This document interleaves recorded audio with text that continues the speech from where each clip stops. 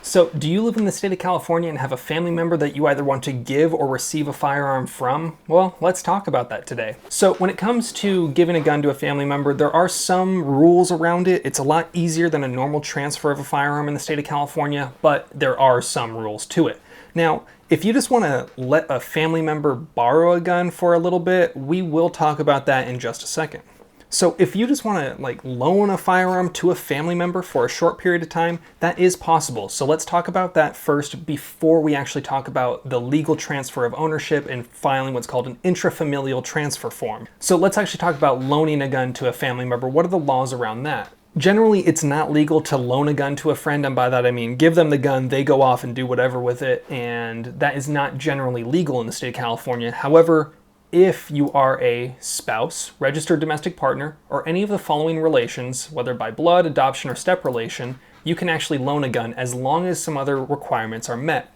So whether you're a spouse or registered domestic partner, a parent, a child, sibling, grandparent, or grandchild, you can loan guns to a family member that is one of those following relations if the following criteria are met. The loan is infrequent, and we'll talk about that in a second. The loan is for any lawful purpose. Obviously, if they say to you, Billy Bob, I need a gun, you're my brother, but I need to go murder someone with that gun real quick. If you give them that gun, that's not legal, obviously. And the loan does not exceed 30 days in duration. So meaning that you cannot give them that gun for any period longer than 30 days. You would need to, on the 30th day, get that gun back from them, take it into your possession at that point.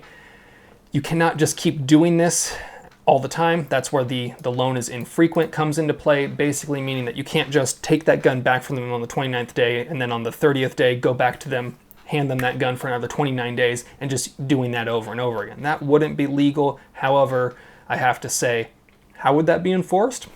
I don't know. And basically, in order to do that first, they would have to make sure that they have a firearm safety certificate. So basically what that means is you need to have your family member that is in the following relations go down to a gun store, fill out the 30 question, 20 multiple choice, 10 true or false test, get no more than 7 wrong, come back home with that firearm safety certificate, and then you can give them that gun for a period of up to 30 days, and it must be infrequent for lawful purposes.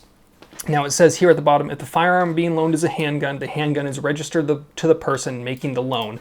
So we've talked about the actual process of loaning a gun, but what if you want to actually give a gun to someone permanently? Well, it's a little bit harder because the only people that you can do an intrafamilial transfer with is a parent, grandparent, child, or grandchild, meaning that you can only go directly up and down through your family tree. You cannot go to siblings, you cannot go to uncles, you cannot go to whatever else you got. Only to up and down parents and grandparents, or down low to kids and grandkids. So how would you actually do that? Well, first you're going to want to navigate to this website, cfars.doj.ca.gov. I'm not going to show you how to create an account because in order to do that, I would have to show you all my personal information. However, I think you can get the gist on how to do it. I will link this CFARS website so you can go to it. Now, when you create an account and log in, you're going to be met with this page here, California Firearms Application Reporting System, whatever, and then the date that it was updated. And here's some various information. You can look at some carts, whatnot, whatever you had filled out. The part that you want is the California Reporting Information System, CRIS, right here. We click on that. Now, there's all these different forms that you can fill out, whether you're moving to the state with a gun, whether you're a collector, whatever you're doing, but what you want is actually the Report of Intrafamilial Firearm Transaction, right about here. You click on that, and it takes you to this page. There's a bunch of stuff that you should read here. However, the part where you actually fill out your information is fairly simple. This is who is receiving the gun. This is you. So let's say you're the one that's actually going to be receiving this firearm. You're the one that actually has to fill out all this information. You fill out all your information properly, and then you fill out the information on the gun, the make, model, serial number. Is it home built? We're going to say no. Is it in law enforcement custody? We're going to say no. Does the firearm have a serial number? We're going to say yes. Firearm type, pistol, bolt action, yes. That's right here is where you put your FSC or HSC number. You fill out the rest of it. You send it off. You pay for it. Boom, within a period of time, the state will get back to you. So that's pretty simple, right? So once you actually fill out that form, you can then legally take possession of it. When you fill it out, all you're doing is saying to the state, hey, I'm taking possession of this gun. They're not going to come back and say, hey, don't hold on to that gun until we get back to you with the paperwork. The second you fill it out, you can then hold on to it, assuming you don't have any prohibiting offenses. And if you do, you shouldn't be filling out this paperwork anyway, because then you're going to get yourself in trouble and the other person in trouble. So just don't do it if you're a felon or if you're a convicted person that's not allowed to own a gun.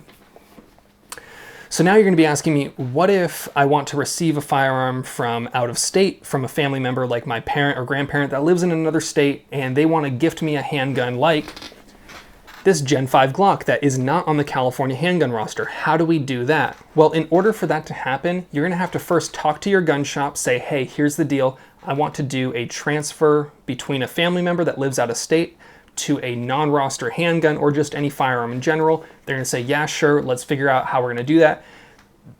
Your family member out of state is gonna go to an FFL, give them the gun. That FFL is gonna ship it over to the FFL that you would like to receive it. Once the FFL that is near you receives the gun, you come in, do the background check, do all the paperwork, do everything, and then from there, you get the gun. That gun is then gonna be registered to you, and that's all you really need to know. It's just that you have to pay the cost of shipping the gun from the FFL, receiving the gun on your FFL side. They're going to charge you a transfer fee. So if you're doing it just for price savings, probably not the best choice. But if there's a handgun like one of these or a firearm that's not easily replaceable, like a family heirloom that they want to give to you, this would definitely be an option.